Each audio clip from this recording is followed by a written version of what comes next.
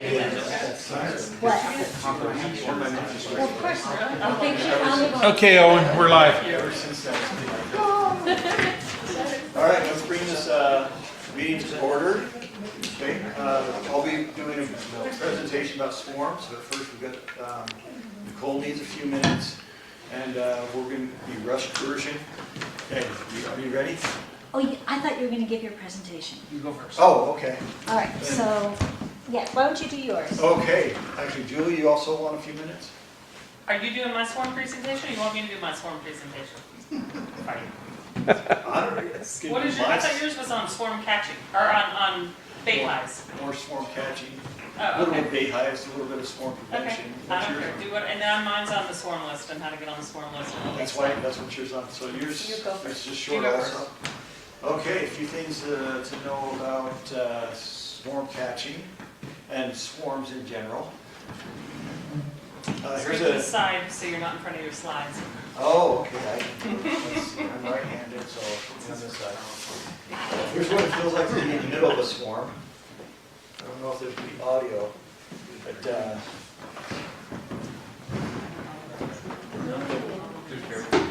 they're just all around you, the buzz is, it sounds like a drone.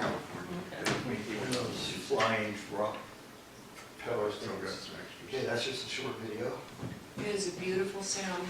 Oh, it's a It fun is. sound, all right.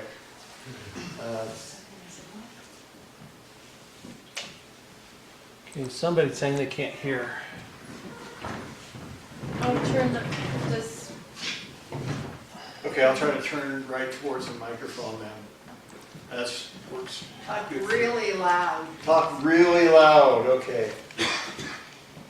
If I was going to talk about swarm prevention, yeah, this is first and foremost, swarm prevention is like do a split, do an artificial split. And I'm not the master of that one, I'm more a master of swarm catching. So somebody else is going to be asking somebody else for swarm prevention, even though it's very important. I don't know all the exact rules. Okay, can I say something? You helped me prevent on 20 hives swarms. So, Yeah. yeah, you know what you're doing, bud. I know, yeah, Okay. we did splits because we had the resources to do splits. Some people that have to have different resources, and so they'll be doing artificial swarms, and because they have different resources and they have different needs. You want a lot of hives. I can't remember all the tricks. And sometimes it's all about equipment. Okay. On cutouts, don't try this unless you know what you're doing. Yeah. There's some great videos on cutouts. Say that really loud. Yeah, don't try to do cutouts unless you know what you're doing, you have the tools. You already have the tools, that's how you know what you're doing. Because you already have the Sawzall, and, well, you could have these tools and not know how to use it. But If you know, you know. if you know, you know. If you don't know, don't assume. But I brought a few tools that I'll show about cutouts, but not very much. Do you want to define cutout real quick, people? A cutout is when all the bees have already moved in. You're going to open up a cavity in somebody's house, use a vacuum, a bee vac, use different tools, cut into the drywall. You'll be behind the drywall or in the floor. You have to destroy something to get to the Never do bricks. Never do bricks. So it's in someone's inside wall. Yeah, it's inside of somebody's wall. You'll Or use their fascia and soffit. They, you know, Yeah. they Yeah. crack They up love there to and get into your they get soffit. up and so, yeah, I have somebody trying to get me to get into their fascia. Say no. I said, yeah. I know somebody that will do that. If you, I mean, Jim will do those cutouts for the club.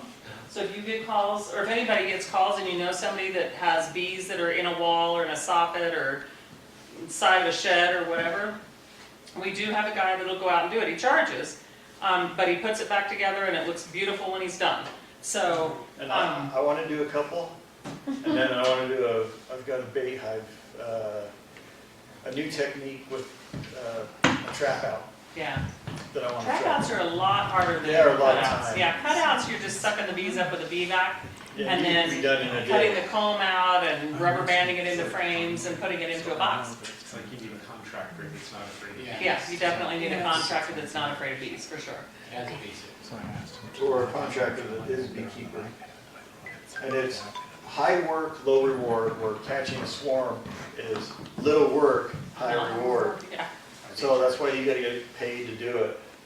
But there's plenty of styles of bait hives out there. But with your lemongrass oil, your swarm commander, it's easy to do too much. So here's what I always how I always set people up is do 7 sprays into a sheet Ziploc bag Is that a paper towel?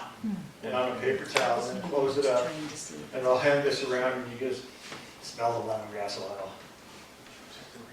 But it permeates through the plastic, the smells. That's why you get a cheap Ziploc. Or you can put a staple through it and it permeates through just enough. Let's send this around to you, spray. Can you have too much lemongrass in there? Yes, yes. If too much lemongrass will deter the bees. Really, if you have a Q-tip and you just put a drip on the end of the Q-tip and throw it in your bait hive, that's enough. Like, you don't need more than a drop or two, or if you do more, put it in a baggie. So what Owen had me do, and it worked, is I took a Q-tip and I put it on both sides of the Q-tip. I had to go to McDonald's to get a Diet Coke. I drank the Diet Coke, and then I had leftover straw. And I cut the straw, and I put the Q-tip in the straw, so that it was just inside, and I dropped that in. And Owen and I, yesterday, about 4 o'clock, went and got 2 swarms in 2 swarm traps that I'd set up. Maybe it was the soda. It was probably the Diet Coke, wasn't it? Yeah. Another thing that attracts bees, swarms of bees, is old comb. So if you're using a swarm trap, old comb in a cavernous space, about 8 gallons worth of space, which is twice this size, which is a standard 10 frame box. But there's bait swarm traps that are a little bit deeper than this, and they're enough. I mean, this is the ideal, but how do you keep wax moths out of that? You monitor them. You just have to keep a close eye, I guess. Yeah. Yeah. But that will catch. That'll catch bees just that much in a cavernous space this big. Here's a tool I use for cutouts. Is you've seen where they put the wax, already waxed in there. This is a perfect design. Put the elastic bands around the back like this, and then additional. Once you've got the frame in, the bees in, elastic bands in front. But that's for cutouts. If you watch videos on cutouts where they're cutting and they'll put it into a frame, that's a lot easier than what anybody else uses. I made that one up myself. Wow.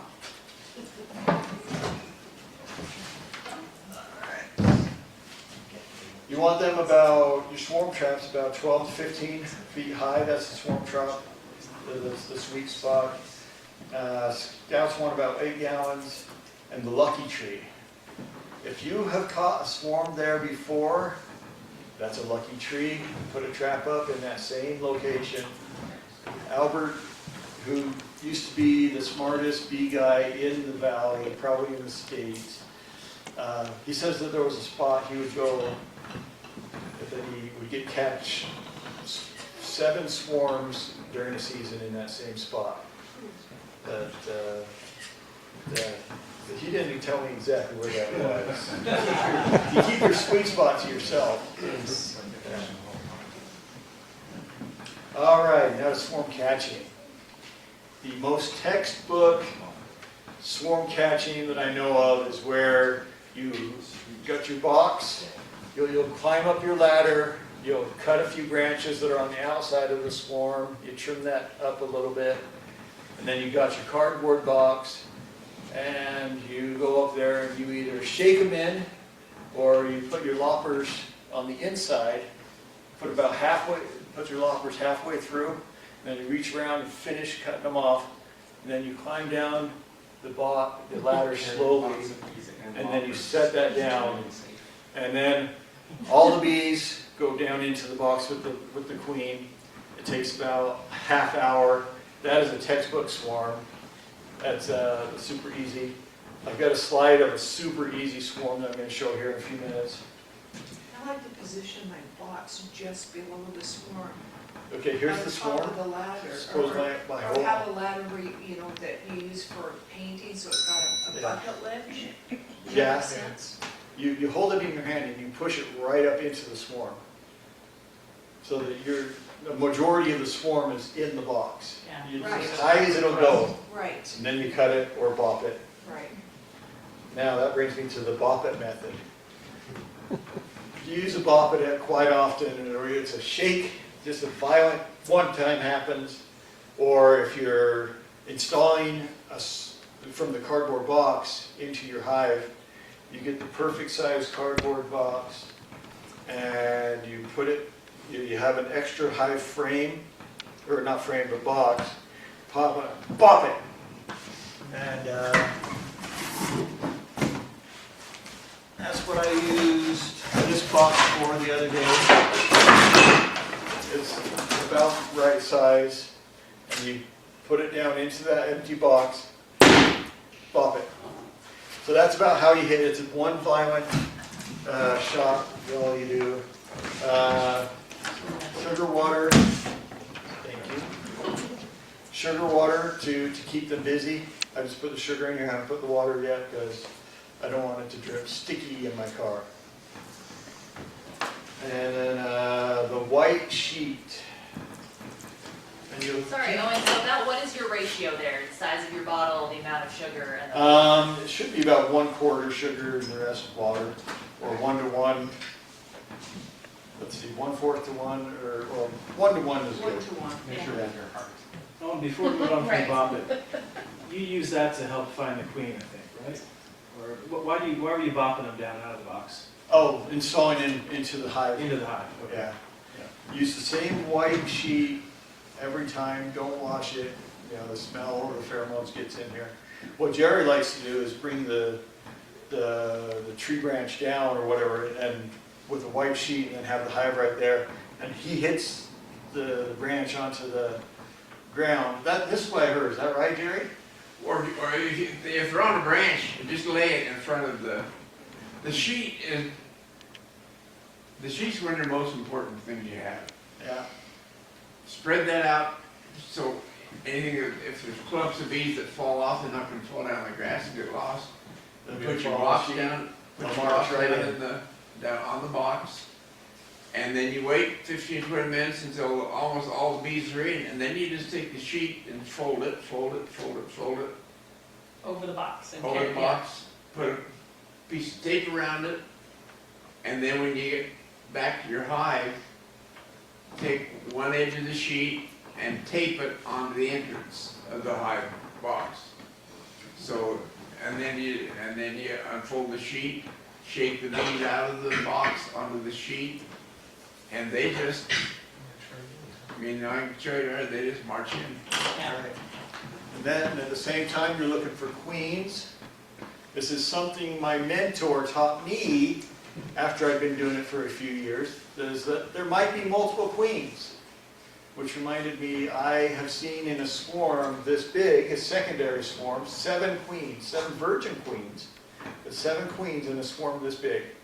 And that's when you're watching for queens, and if you see one, put a queen quip on it, and that way, and then have another queen quip, and then another queen quip, and then another queen quip, which I bought 20 this year just for that reason.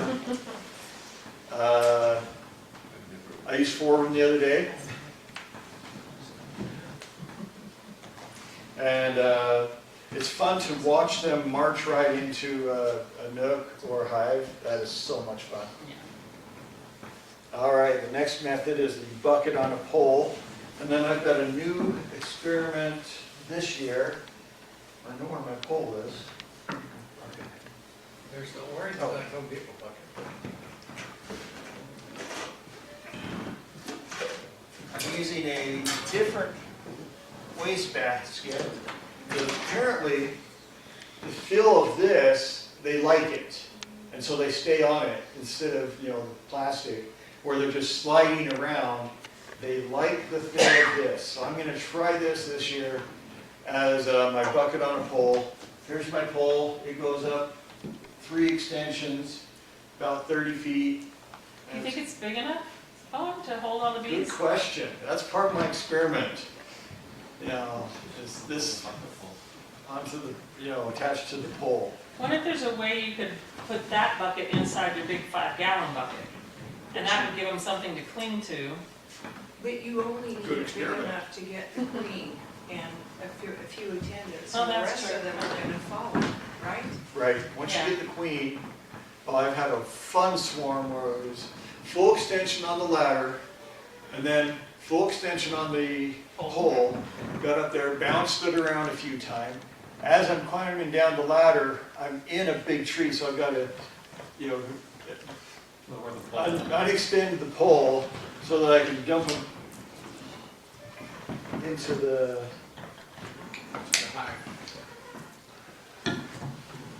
What I do is I get a roller, for a mini roller, a 6-inch mini roller, and I get the mini roller, I put on the end of the pole, and then I take that, because it has it's like an L, I take that to a regular, like kitchen garbage, and then it's a little bit more controlling, and it goes up and gets them pretty good. All right. So, and then When you once you, have a huge pile of bees, how are you finding the queen? how are you finding You the know, queen? To tell you the truth, it is so amazing. You dump that in the box, okay, and then you put the lid on about 3/4 of the way. They come. There's a bunch, about 20 bees that put their I'm butts getting up right in the there air. right now. Okay, Yeah. the bees put their butts up in the air, and it is the coolest part, How do you know you have? because they're marching. Okay, if they're Because not they're- marching, then you're like, You're And if absolutely they right. keep going back up to the tree, you don't have her. I thought about this later after I made the presentation. I did not get a picture of the, who knows how to say it properly? Noses, Nasonoff. Is they shoot out a pheromone, they stick their butts up in the air, and they're fanning out a pheromone, and you'll see about 20 of them in a row. Their butts are up in the air, they're fanning out this pheromone. That means pretty much the queen is in this box. So after I caught that big swarm, I went down there. Once I saw that pheromone, then I sat down and waited for half an hour. Because sometimes it takes time. That's right there, lots of time. Which I was just getting to. Watch for the nose and off. Nasonoff. Okay. And then the ultra wax we've already used. what? And then multiple queens, we already went there. Yes, it sounds Russian.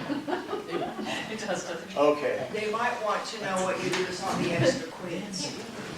Oh, virgin queens, you put them in the nuke and mate them. Right. Yeah, okay. What do you do with a virgin queen? You put it in a nuke and mate it. It takes about 10 days. This is a dumb question. It's I great, didn't know people, if people will clean. They're going to be a little bit smaller, but they don't lay eggs yet, and you know that they've come out. You have to know that they've just come out of a swarm cell or a queen cell. That's how you know they're virgins. They look new. It's gonna take you long. Okay. This is a super easy swarm to catch because it's 3 feet off the ground. You see the cement right there? So what I would do here is use the loppers and cut off these little branches right here on the outside. Let's see, cut off that guy right there, cut off a couple of these, and then use the cardboard box, get it right up underneath them. You know, it's actually works. And then right above where this is cut this and cut there was one down here I needed to cut. Or, don't even cut any of this, just get that box right up underneath them, push, push that box so the bottom, push it about this deep, Yeah. as deep as you can go, as far up as you can push it, and then bop them. So what you're gonna do is you're gonna go a little higher on the branch and bop the branch so that the bees will fall into your box. Yep, you want them falling into your box, whatever it takes to get them into your box, and then you'll sit down, take your veil off, or might not even be wearing a veil. I'd probably do this one without wearing a veil. And you're crazy. I mean, that's how I used to do it years ago when I first started. They're so Yeah. docile in a swarm, you really Yeah, don't and this need is a when you veil. start watching for If you're gonna start multiple swatting queens at them or also. something, If wear you're your on a veil. ladder, you should Yeah. wear a veil. Yeah, for sure. If you really have to wear a veil, then just carry your bee suit in your car wherever you go. Just want to make a note that if you're catching swarms for the association, you must ask the homeowner before you cut any. Yeah, that's in my Yes. presentation, Yes, yeah. It's in my presentation, so we'll talk about that. Yeah. All right, let's go to the next one. But Oh, the here's- bobbing trick you can do without cutting them. Yeah. Oh, of course, So- yeah. Here's a short video of me using just about every single one of these tricks, but it's very fast. So I put down the white sheet, I bopped them right there, I cut some limbs there, I go and bop them again. I use another box to get some more down in there, and then I put the frame, I've got a frame, and I put it up in the, I talked to the neighbors, that's good too. And then I put the frame up in the tree, when do I do that? I already missed You it. already did it. I already missed it, Then you but I put the put frame You already up loaded it in in the the tree. car, right? So now it goes too fast. It's 30 seconds long. It's 31 seconds long because it's 31 minutes. The full length video is only. It's 31 minutes, the full length video. Are they in any tree? Yeah. Like pine tree? Yeah, they'll go They in could be in a pine- pine tree. yeah. They usually don't like pine trees, but they could be in a pine tree. And if they go to a pine tree, they usually go 50 feet up and I follow them. There, yeah, My One of favorite, I just have to tell you, my absolute favorite, there was a swarm and they'd already set up housekeeping, they'd drawn comb. They were inside the engine of a semi. I was called to get these bees and they had already started drawing comb and everything and they were right up inside the engine. I was like, no, I think somebody else is gonna have to deal with this. Because you're gonna have to drop that engine.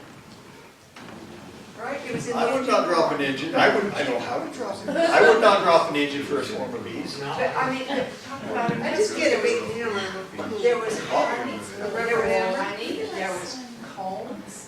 I have no idea what happened. Was it like Okay. not being used? And then I folded up the white sheet over the nuke box.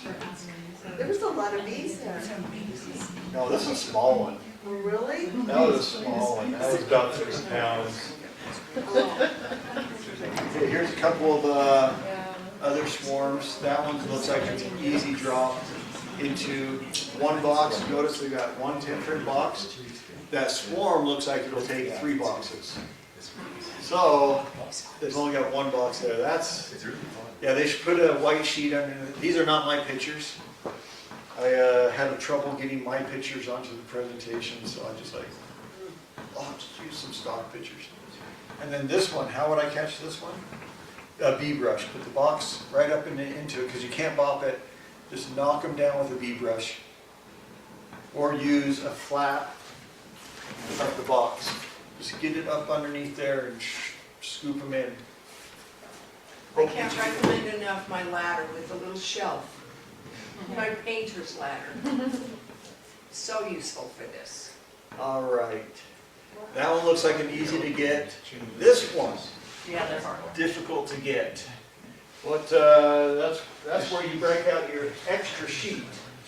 So you have a sheet on one side of the fence, you have a sheet on the other side of the fence, and you have your nuke there for them to march into, and you just brush them down onto the sheets and do whatever it takes. But they'll march right into the One nuke. of the things that I love to take on swarm calls is if they're in a difficult spot like that where you can't really shake them, if you take an old brood comb frame a dark, and really, I mean, any kind of drawn wax frame, and you hold them right up next to the center of that cluster, they will start to climb onto that frame, and then you can set that frame down into your box, and then you can either shake them off, or you can go back up again, and eventually you get all the bees, and usually the queen will be one of the first to climb onto that brood comb frame. So you don't really have to try, you know, getting them in a really difficult location, getting them, you know, brushing them into places where they're just gonna fly and go all over the place. They'll just really gently just, and you have to be patient, but and you stand there, but if they will literally just march onto that comb. Put that comb right up on Yeah. there. Come down here 5 minutes later. Because it smells Shake 'em like in. home. Yeah, And then- exactly. Put that back up there. Wait 5 minutes. Pop them down in. Takes a while, time. And once you have the majority, the rest are gonna get the message, Yep. yeah. Once you see the Once you have the Nova queen, you have to have the queen, but she Nova, usually jumps onto that frame pretty quick. yeah, once you've got the smell and the butts, they've got their butts up in the air. Once you've got that, you know the good queen's in there, then you just go meditate for 20 minutes. And do Are you- they likely to start that again? They're likely to go into the box once you get the queen. Oh, they The just fall of follow the the queen. queen, okay. All right. This one's gonna be another one difficult. And then this one is on a brick wall. This is where you'll come up with the corner of the box, or the edge of the box, and you just scoop and let them drop in.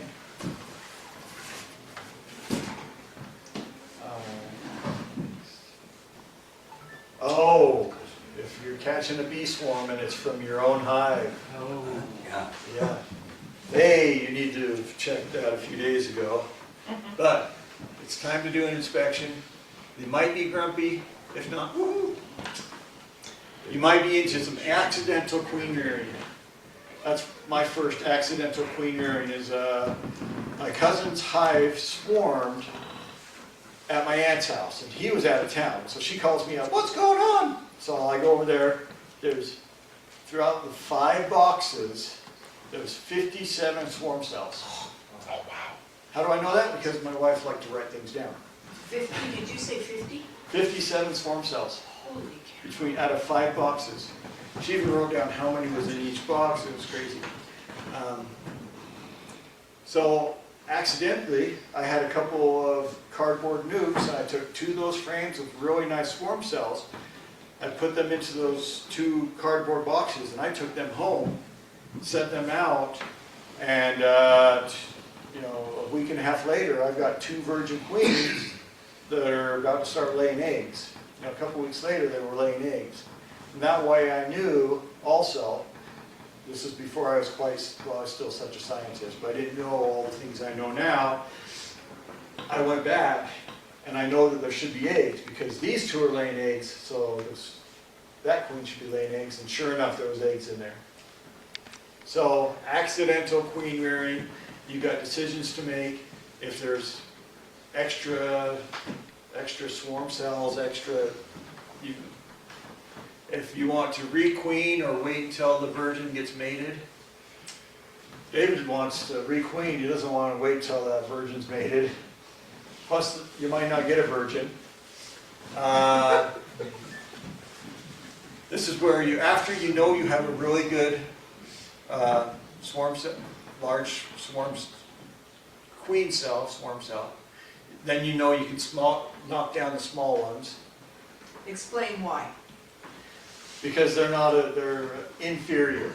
Small swarm cells make swollen queens. They're not as good. But the large one's going to emerge first and take care of that. Yeah, the large ones, they ate better. Yeah, but I mean, It's all about how is there an much. advantage to knocking down the small ones? They're inferior. One of them could do just the right timing right after a secondary swarm. So they're not smaller because they're younger, they're smaller because they're scrawny. Didn't get fed as well. Gotcha. Yeah. And they can cause your hive to swarm again and again and again. Right. Was that I think 3 more so. swarms? Because that's, Secondary I can swarms. confirm that. Yeah, you Yes. did. I remember all the way up the top of your tree. Okay, So just say I'm yourself. gonna show you some queen cells on the next slide. And then to verify your mating, you wanna check for eggs after 2 or 3 weeks. All right. So, right here is a perfectly torn out circle, tip of the swarm cell. That's where a queen has come out, emerged, and just during the last day. Because the bees will start tearing down an old swarm cell. And they could look like this in 2 days. It could be gone in 5 days. I've seen where the bees have torn down a swarm cell in 5 days. So it's kind of, they're trying to hide the evidence. I don't know why. I think they're recycling their wax. That's probably it. See, I thought when there was a hole in the side, that was because the first queen to emerge had killed the other queen. But they'll emerge from the side? You're right, they usually That was emerge my from the bottom. understanding too. So maybe that one did get killed from the side, but I don't they're know. tearing down that. See, I wanted to show what it looks like when they're tearing down a queen cell. Yeah, okay. So that's, Yeah. that's a day. And your middle picture first is the picture perfect has the example hole in of the what you're eating it now. Yeah. Make link for Zoom at 7:45 Oh, p.m. shut up. Okay.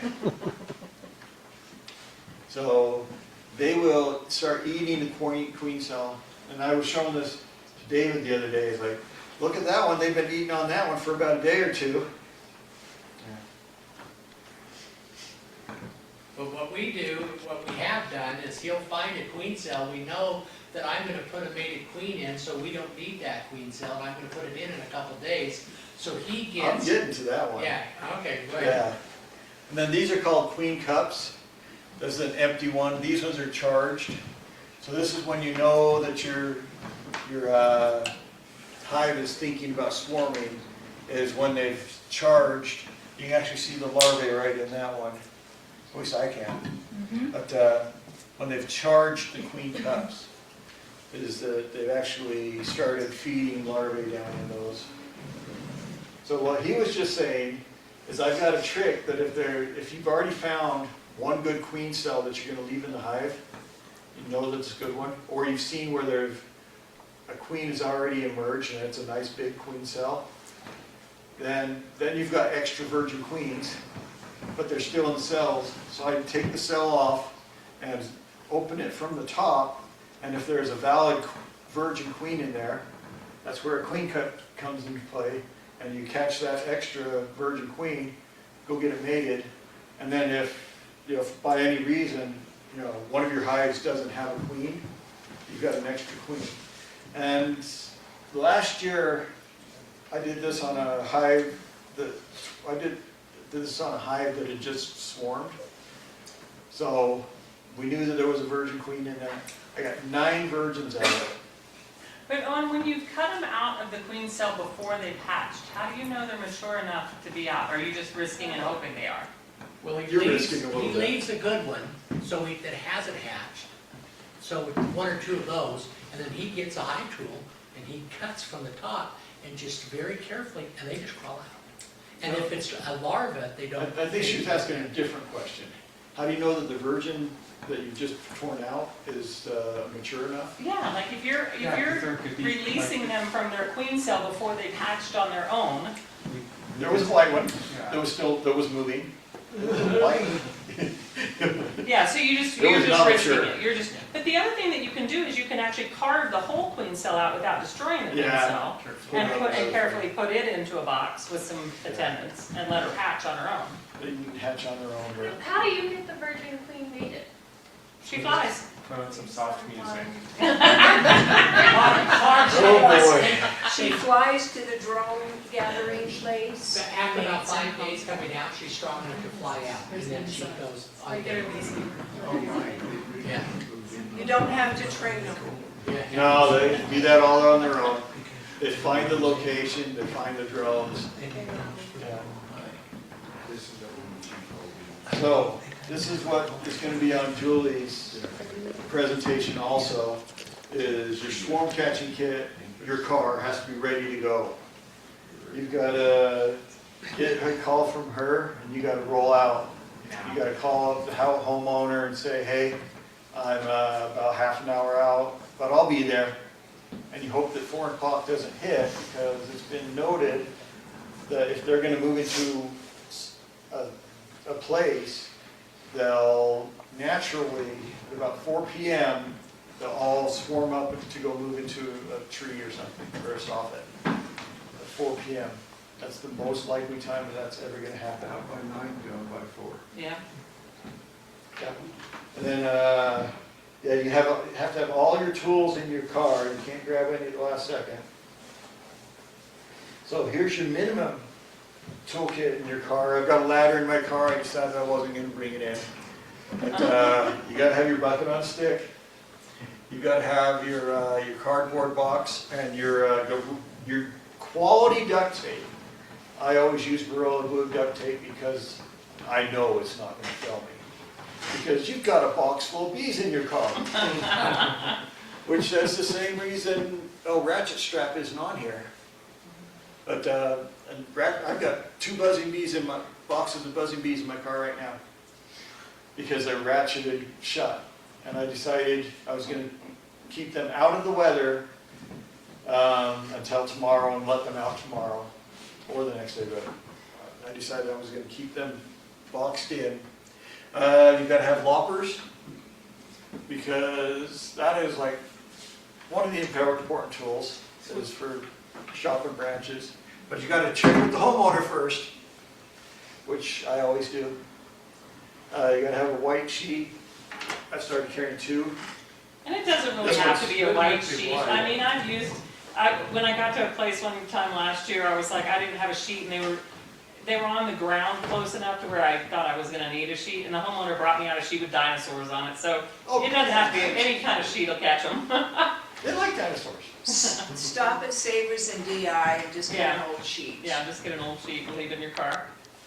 I put a nice brand new tarp underneath the tarp. Yeah, That will work too. anything that you can capture them on, so they keeps them out of the grass and the flower beds and that kind of stuff, the mulch. Yeah. I mean, you can use old newspaper in a pinch. Yeah. Wow, that's a pinch. That's a nuke with old frames for them to just march right into. I've got some entrance holes right here.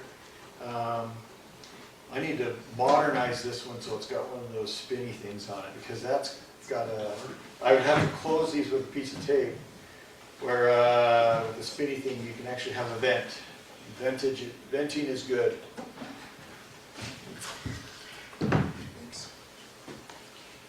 A bee brush, and I don't have my bee brush in here. Looks like a snow brush for your car. Yes, it looks like a snow brush for your car. Multiple queen clips, and drinking water. You can get dehydrated out there, particularly if you're doing a cutout. Drinking water. Camera, or it didn't happen. Plus you can get cool videos. Can I promote myself? Last year I started a YouTube channel for catching bee swarms, and here's the thing for it. That's all I'm going to say about that. And if you catch one, Julie likes you to send a picture of them. Yes, she Yeah, does. I love to see the pictures, and loves we'll use the success pictures stories. at the banquet in the fall. We'll put up a slideshow of all the swarms for the year at the banquet, so that's cool. Very cool. I love success stories. I love the marches. I know, it's so fun to watch them march. All right. Oh, things that you've got to plan. Where are you going to put that swarm? You know, I had years where I ran out of places to put swarms. I had one on my dad's, I had one in a community garden, I had one in another community garden. I had, 7 at my house. Just too many swarms. So I started giving them away. And that happens. Just call me. Yeah, he'll take as many as you can get, because he's got a lot of woodware. I mean, it's boxes. Yeah. And then things to plan, bopping the cardboard box. I've got a short little video out in Julie's backyard where I open up the top of the hive, put the cardboard box, pop it in there, take it off, put the lid on, and say, that's how you install a swarm at Julie's house. Oh, I shouldn't have to say And it. if you get them in the box, and the box is closed up, and you leave it in the back of your truck until night, you just take them out and pour them in the garbage because they die. Yeah. Yeah, Yeah. you don't want them to overheat. You don't want them to overheat, and once you catch them, they have to have ventilation. So you have to get them home immediately. Don't drive around with them all day. What they do is they'll throw up their honey stomachs, and then they end up a wet ball of bees in the bottom of your box. And Size matters on that one. it's horrible, yeah. I had a bigger, it was a good sized box, but it was a 14-pound swarm, the biggest one I ever caught, and I cooked it. I waited around, It's so disappointing to see that happen. then I went to my brother-in-law's out in Draper, poured a mess. There were still a few alive, but I poured just balls of yucky mess Yeah. into his hives and came back the next day and nothing lived. Yeah. 14-pound swarm. Yeah, you gotta be ready to take them right home and put them right into a hive. Or take a hive with you. Well, yeah, I mean, a lot of people catch a swarm in a hive box. They take their tin frame hive box with them and ratchet strap it all together and go put the whole box on their stand. But You still gotta get it rolling. you still have to get it home and get it opened up and let the bees, Yeah. orient. If you catch them in a nuke, you can set the nuke down there, just open it up, wait 3 days, and then move the nuke and put the real hive there. So what's fun is, Little white nubbins. little white nubbins, is when I go catch a swarm, suppose I use this box, within an hour, after I install them into a hive, there's little white nubbins on the top of the box. Pieces of wax. Pieces of wax that they create within an hour. Yeah, they wanna build a home immediately. That's the other reason you wanna get them in their permanent location as quickly as you can. And the other things about things to plan, where you put the swarm, you might want to do paperwork on it. You might want to record the swarm I caught on this day, how big you think it was. Some people label their hives entirely, and so you put your hive number. I don't do paperwork, I hate paperwork, but I put it on there because some people do paperwork. And then with that, I turn the time over to Julie. All right, will you pull mine up? Yes. You need to unshare. No, she's gonna No. use this. Oh, same Yeah. computer, okay. And if you notice, there's a flap on the inside of the box. Sometimes the bees get stuck underneath that flap. It drives me crazy. So I tape the inside of the box all around, so if the bees are in there, you can shape it into your hive and they're not trapped. And you're able to 200 here or 300 there, it's just a box. All right. This is the same presentation I did in 2024 at Owen taught me. I added a few things, but that is a swarm that was in Provo. It was literally, you can't even see the bottom of the swarm. It was probably 7 feet long. It was so heavy, it had weighed the whole branch down. And when I got the beekeeper there, this is an apartment building in the background, a person had come out and sprayed the entire building.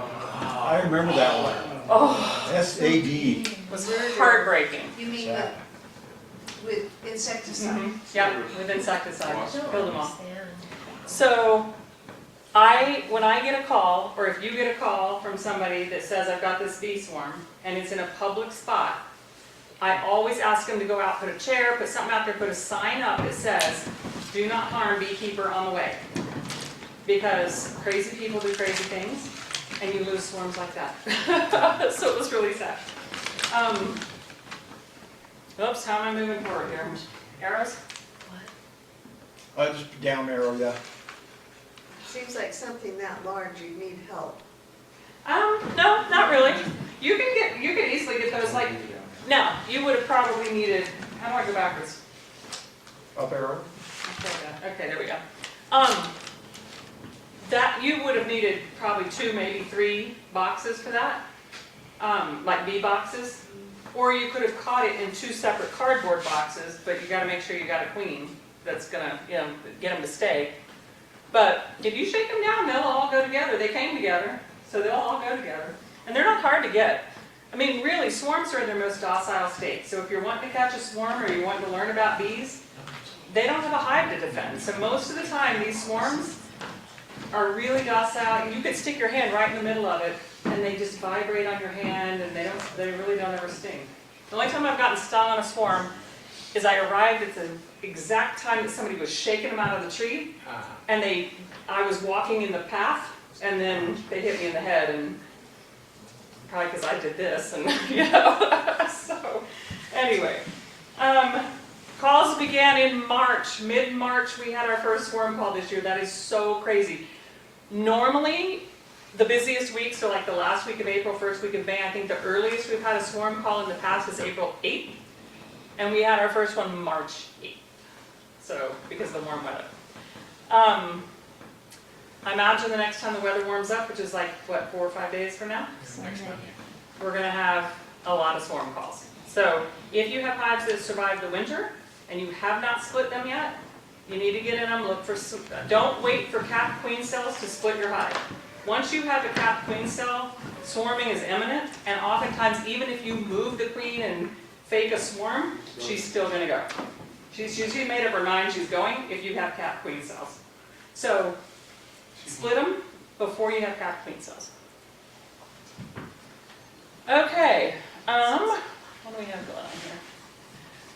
Okay, I am the swarm coordinator. I've done this for like, I don't know, 8 years now, it's crazy. Most people have my personal number, which is the 707 number at the bottom. But we have a published number for the swarm hotline, which is a Google number, the 692-3371. It forwards to my personal cell phone. I can tell when it's somebody calling that line, so I know to answer it right away. So what we're looking for if somebody calls is I ask them for the address, is it in the front of the backyard, is it in public property, where is the swarm? We want to know specifics, how high it is, how big it is, how long it's been there. You'd be shocked. Who did I send? I sent somebody on one. They were like, it's been there 3 days. I was like, why did you wait? Well, I thought it would fly away.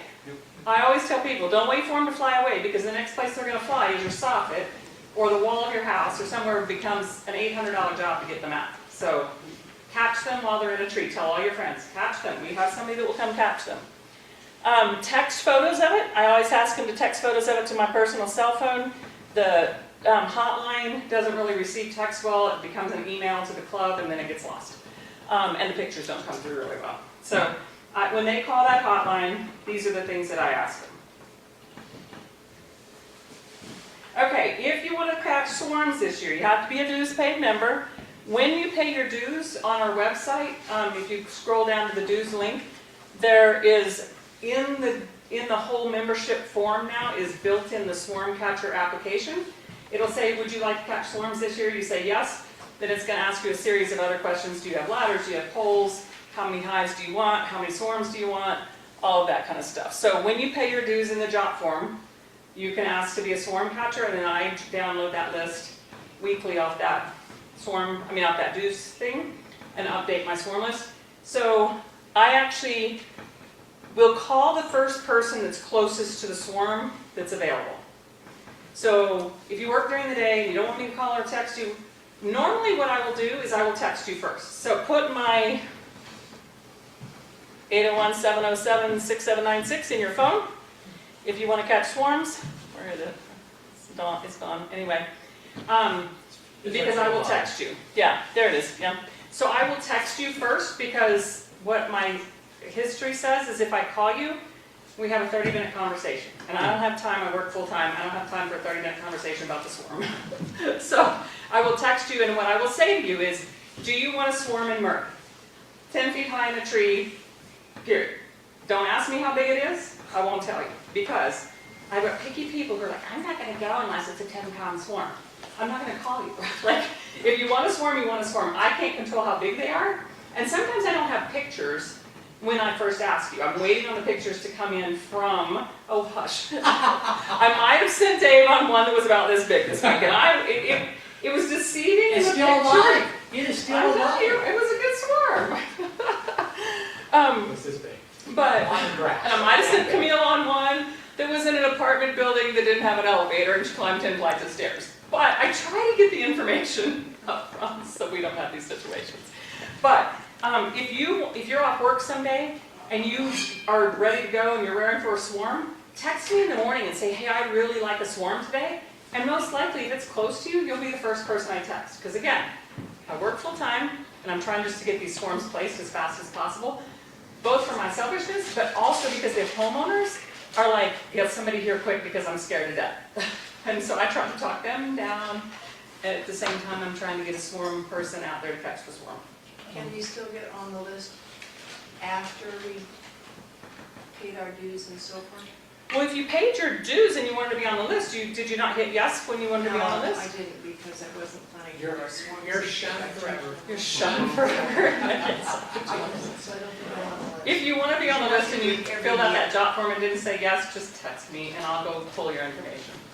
But you do have to get on the list every year, is that Yeah, right? every year you need to get on the list. Yeah, because you have to pay your dues every year. So, and the reason we moved it to dues paid members is because we were ending up with every Tom, Dick, and Harry that never comes to a meeting and never participates and never do anything, somehow on the swarm catching list and getting the swarms. And I really do believe that members of the club should have first dibs at the swarms. I mean, if you're going to come to the meetings, you want to learn about bees, and you're going to participate online, and you're going to do things that I feel like you ought to get the swarms. I heard if you sell these swarms, you will never get another call. Yeah, so I do make a rule. We don't do this to sell swarms. There's enough beekeepers that need bees and that want swarms in their own backyard, or that are trying to build up their apiary to do, migratory beekeeping or something like that. If you do not sell your swarm, I'll take you off the list. Like, it's not to make money off the club, it's not to make money off swarms. If you want to do that, go put an ad on KSL and see if people call you. But you won't be on my swarm list or the club's swarm list. You won't be on my swarm list, I'm just kidding. But please don't sell the swarms. I mean, if you want to build nukes out of them, like let them get to lay in or whatever, and then split your hive, and whatever you do with your nukes is your own business. But you can't just catch it from a tree and then list it on KSL, please. Could I add a little something? Neighbors are gonna wanna come out, and sometimes they're gonna wanna help. I'll get there. Okay. Hold on. So, first thing, I will give you, once you say yes, then I'll send you the pictures, the address, the phone number, and the name of the person at the house, or wherever it happens to be, the business. Call and let them know I'm the beekeeper who's coming to get your swarm, and I will be on the way. Ask them, have you called other beekeepers? Please let them know you already have someone on the way. Sometimes they will have called 4 different people. And then you get there and you all are fighting over the hive, or the swarm, and it's just not pretty. So just call right away and say, I'm on the way. If it's in a public area, like I said, ask them to cordon off the area. I'll ask them, you can ask them to put up a sign that says, don't spray, beekeepers on the way, whatever. Remember, you're representing the WBA. We've only had a couple of incidents in the past, but be courteous, be respectful. Don't ever cut a branch or even a twig without asking the homeowner. It might be their prized lilac tree, and you're going to be in trouble if you do. Not by me, by them. If they won't let you cut it, figure out another way to get it. And there's always other ways to get them.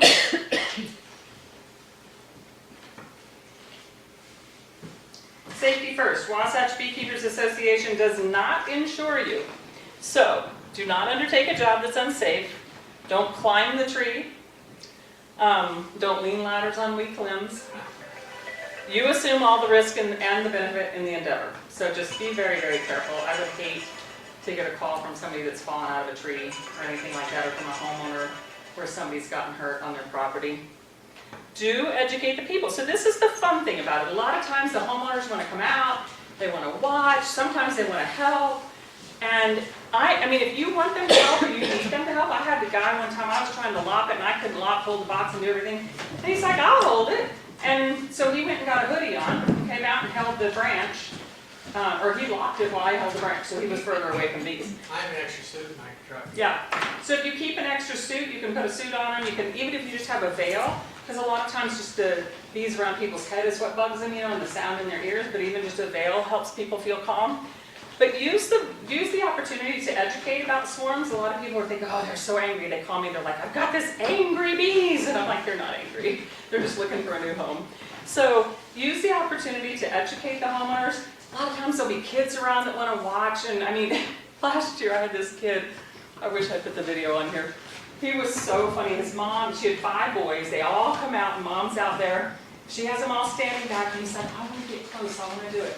I said, well, and mom said, go put some long sleeves on, And so he comes out, he's got a hoodie on, he's got long sleeves, and he's got a ski suit on. But he has taken a roll of saran wrap and wrapped it around his head. I was like, dude, can you breathe? He poked holes in his nostrils so he could breathe. But he was so cute, he was about 8 years old.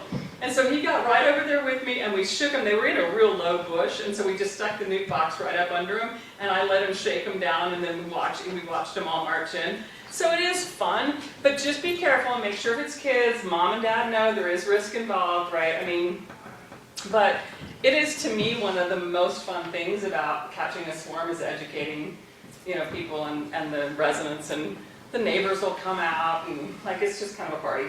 It can go south though. Yeah, There was one guy who was insistent on helping me. I kept telling him, no, I can handle it. Oh no, he wanted to get right in there. And of course he got stung because he didn't know what he was doing, and it turns out he was allergic. Oh, yeah. That's how he discovered he was allergic. Oh, no. And he and his wife were so angry with me, like it was my fault. Yeah, I mean, do tell them, have you ever been stung? I mean, it is one of those things, you need to educate. You could get stung. They are pretty docile, but you could get stung. Just, if you know you're allergic, or You don't know you're not allergic. Yeah, if you don't know you're not allergic, that's a really good question, yeah. So, best practice, that's fine, I found somebody who silenced it, but best practice is to leave the box and return at dusk, so that we don't get another call for leftover bees. We almost always, if you just take the majority of the bees, the foragers are out during the day, trying to, and the scouts are out looking for another home. And inevitably, the next day, there'll be a ball of bees, it could be a softball, and it could be, it could be a volleyball, but it's not as big as the first swarm. And then they call and they're like, I still got bees. So I will call you back to go back and get the leftovers. So if you leave the box till dusk, if you can, then you can go and get them, and all the foragers are home, and we don't have that issue with the people who call. At one point, keep your gear in your car ready to go for the season. Please be ready to leave within 15 to 20 minutes of your call to catch a swarm, mainly because homeowners get nervous and they keep calling, and if they don't hear back from me and say somebody's on the way, or they don't hear from you and say I'm on the way, then they start calling other phone numbers, and who knows what happens. When you come back to get your box that night, maybe bring a jar of honey for the homeowners, they like that. That's a good idea too. Yeah, I do that often to, give them a jar of honey if you've got one. Doesn't have to be a huge jar, but just give them a little something. I put a little sticker on that says thanks for saving the bees. So it's fun. And the kids love it too.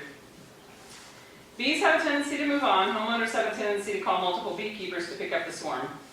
I always say it's not my fault if they move on. I've been chewed out so many times, and I'm like, it's not my fault I didn't make the bees leave.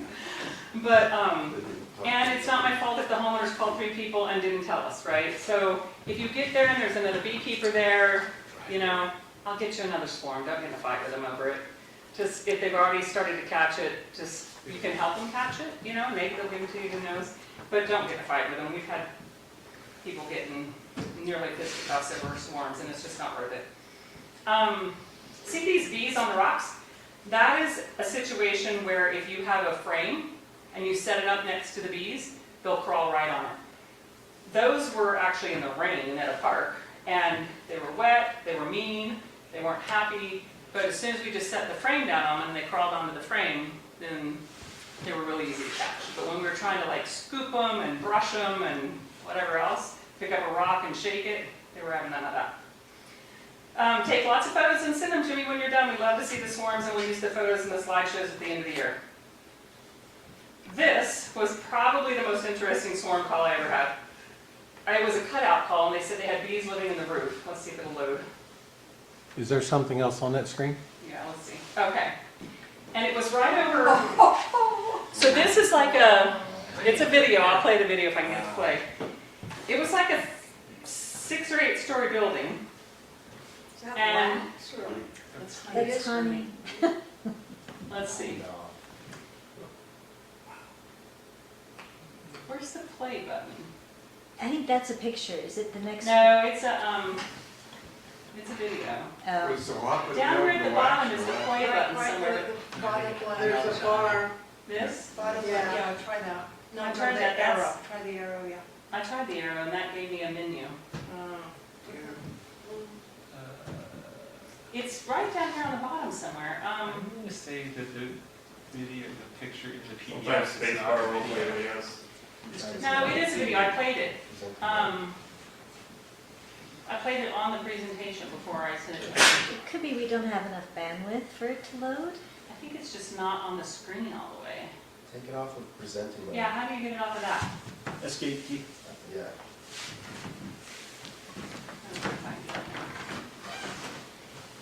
Huh. I still don't see it. That's so cool, it's just jerking out of there. Well, if you could have seen it, so these holes in the brick,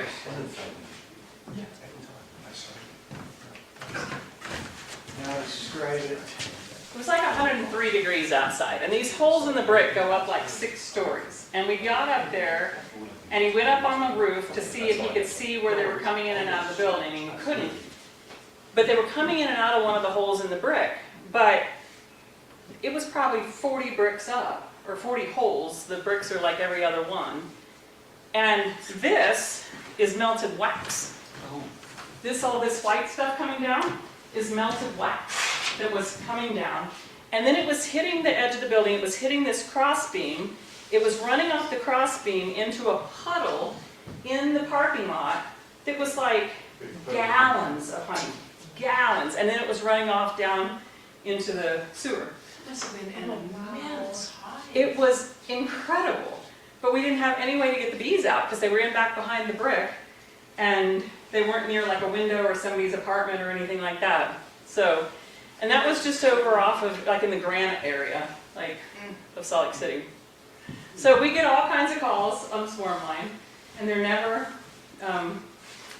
not interesting.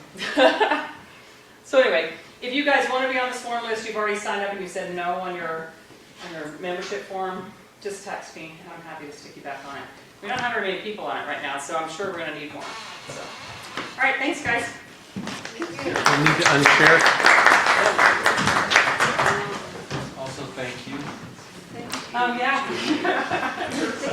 Thanks for doing this for 8 years. On average, it probably takes me 2 or 3 phone calls or 2 or 3 texts to find somebody to take it. And I won't text everybody all at once because I don't want people to get upset. Like I text a person and I'll wait maybe 10, 15 minutes for you to answer me, maybe 10. And then if I don't hear from you right away, then I text the next person. So some days it takes, like in March, I was struggling to find people to get swarms. But yeah, sometimes it takes a long time. And then I have default people that I know either are not working or they're retired or, you know, and I'll call them, I'm like, look, I have to call 20 people and I gotta get back to work. So I've got some kind of default people, but again, if you have a day where you really want to swarm and it's a pretty day, call me or text me and I'll make sure you get one that day if I can. How many calls do you get a day during quarantine? Ooh. It's so crazy, like, the busiest swarm season we've ever had was COVID, because I think everybody was home, and so they were home during the day when they saw the bees swarming. A lot of times by the time people get home from work, the bees have either moved on, or somebody's already caught them, or, you know, something. But during COVID, I think that year we had 285 swarms. I mean, it was a lot. And that's just between, most of the swarms are over by the end of June. Like, and they, you know, there's that whole swarm in May's worth a load of hay, swarm in June's, whatever. Swarm in July is not worth a fly. That's like some saying. But anyway, but most of the swarms are really in May. Like, and they get smaller as the summer goes on. So, there you go. Thank you. Are you able to verify that we're on the swarm list? We have terrible cell signal here, Yeah. but you're in. You called me about. I did, yeah, this was contacting you the other day. Yeah, yeah. Did you fill out the membership form? I did, but I just wanted to verify that as well if I could. Okay, yeah, I'll see if I can get it to load. We have terrible cell signal. All right, so Sorry, go ahead. to wrap up the meeting, Yeah, go ahead. the state fair is just around the corner. And if you have ideas of things you think would be fun to switch up what we provide at the fair, the people on the committee, we've been meeting, coming up with some new ideas. We're going to have a beautiful honey display. And I will hopefully, all the information of what kind of products, whether it's cut comb, beeswax, creamed honey, runny honey, all the parameters of what it takes to submit your product and to have it judged, what are the parameters that your product will be judged by. That should all be in the newsletter.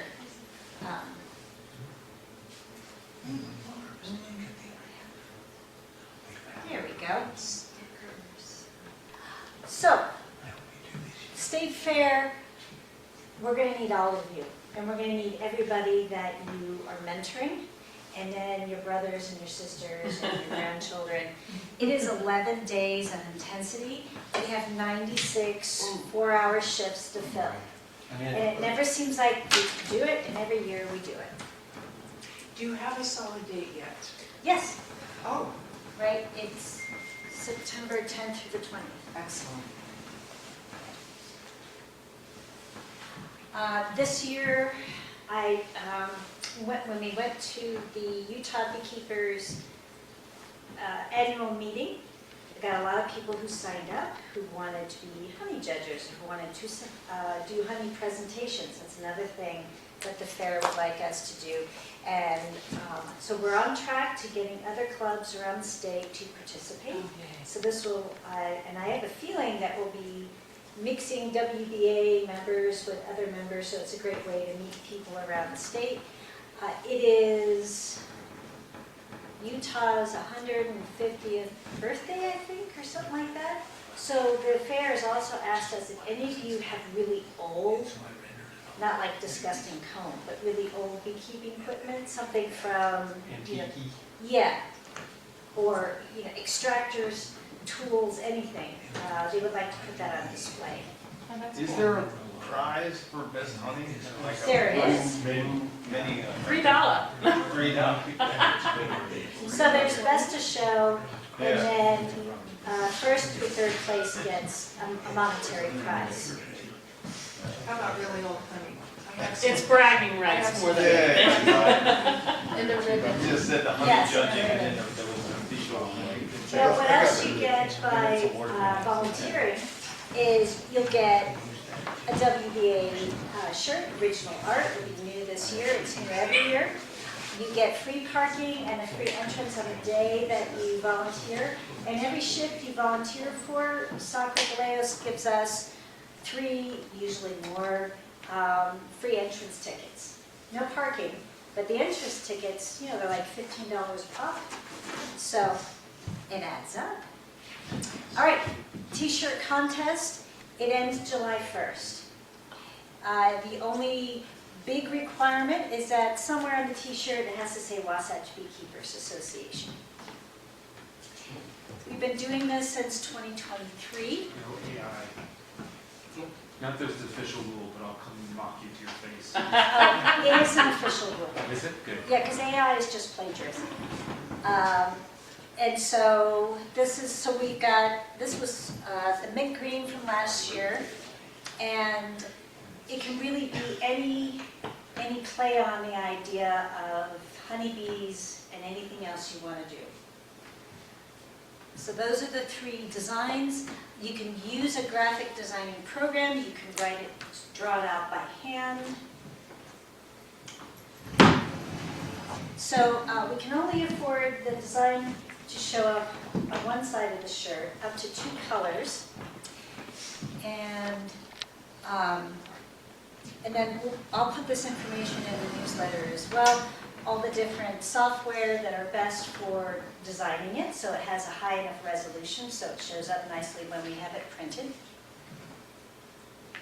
And your design must be original, so it can't be a copy of some other organization.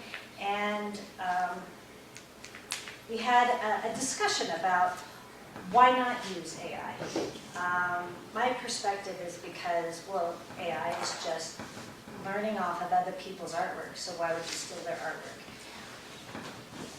If you've got a great idea, but you don't have any of the tools, like you don't know how to use Photoshop, you don't know how to use Illustrator, and you use AI, just say that. That's how you did it. We will give priority to people who either do it themselves or are honest about it before choosing a design that's written or drawn by AI. Well, and if you're great at like hand drawing, like original art, generally the t-shirt printer can take an original piece of art and turn it into a vector for you. They can scan it and turn it into Yes. a vector. Right. So if you really don't know how to turn it into anything computerized, then submit it. We can help figure that out. Yes. And the other thing is if it becomes the winner, then it becomes the property of the WBA.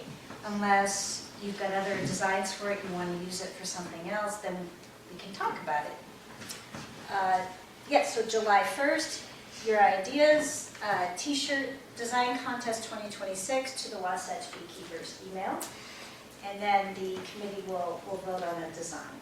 And if you've got an idea of what you think, because you can choose up to 2 colors, what kind of t-shirt color you think would look best, that would be helpful too. Yeah, so if you have any questions, email me directly, and I'll answer your questions.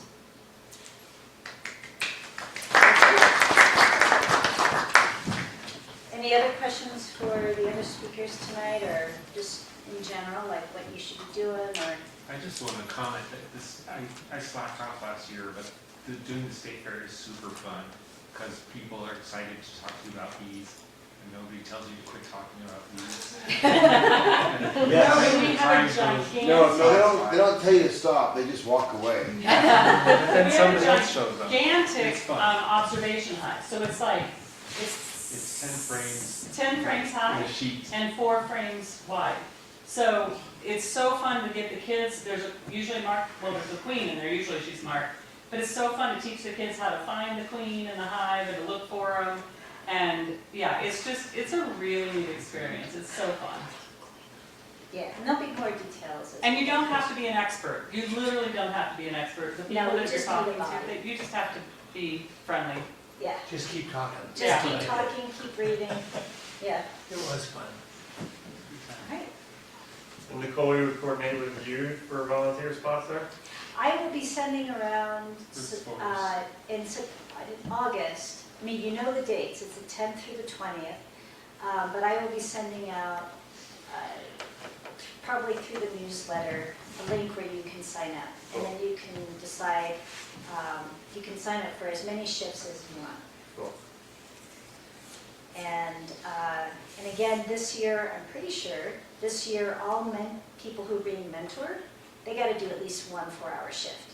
And it would be great if they do it with their mentor, but if not, that's okay too. But if you are mentoring, make sure that you pass it on, that, you know, this is a great opportunity, it's a way of interacting with lots of other beekeepers, and it's sort of, you know, it's the way to pay it forward for getting free help with their hives. If you're new and recognize names on the sign-up sheet, it's a good way to get 4 hours alone with an experienced beekeeper who will teach you stuff if you prod them enough. Yes. I don't think any experienced beekeeper needs much prodding. There you go. Do you want to say anything else?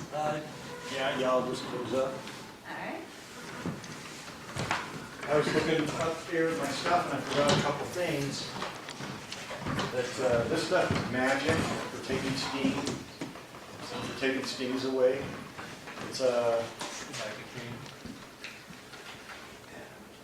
It's like little alcohol wipes, but it's steam relief wipes. And you just wipe it on there, wipe it on here, wipe it on there. I buy about 2 boxes a year.